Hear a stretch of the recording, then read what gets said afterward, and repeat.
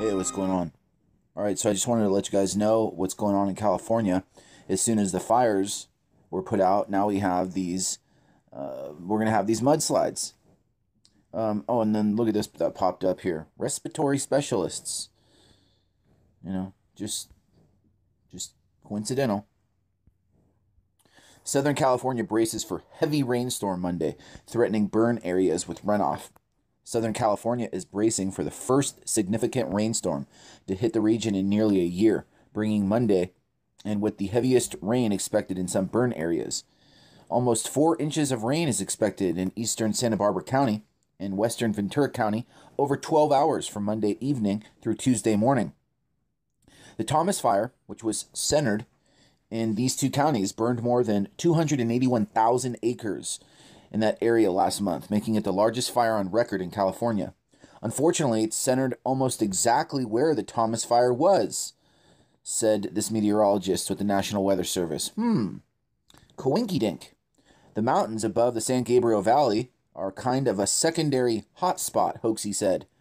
From 2 1/4 inches to 3 inches of rain is expected there.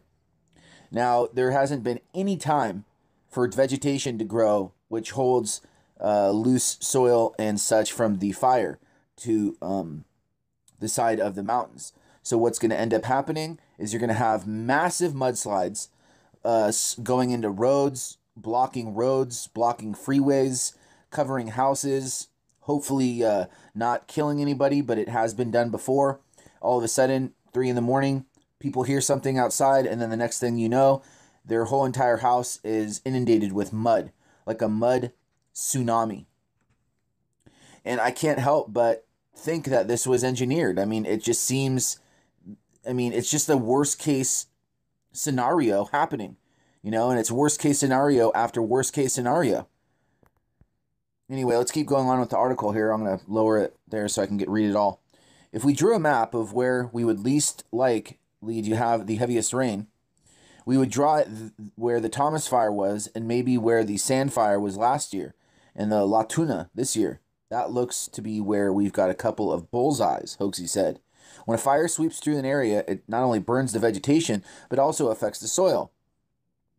When you have these scar burns with that kind of crystallized soil, it doesn't soak in the way it should. It runs off. With that kind of heavy rain, we're talking 4 inches in 12 hours, that will cause some problems anywhere.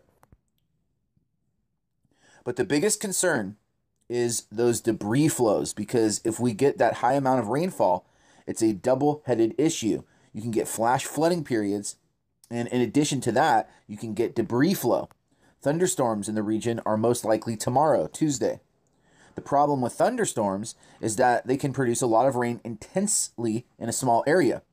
That would be another threat to these burn areas. The lowest level snow is expected to reach about 4,000 feet on Tuesday morning, which could affect the grapevine. If we get snow down to 4,000 feet, we're going to have problems with transportation getting through on Interstate 5 and certainly any of the other areas around where the passes get close to 4,000 feet. So it's already started. Like I said, I woke up and it wasn't that intense. It's actually let up a little, but I believe that we haven't seen, the start of it yet. And not only that, since it's the first rains, what happens with the first rains is all the oil and stuff that's on the street, it rises to the top.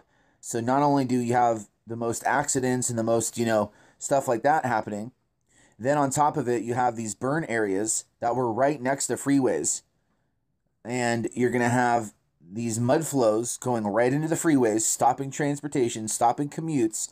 It's going to be a big problem. Just wanted to let you know. I'm out of here.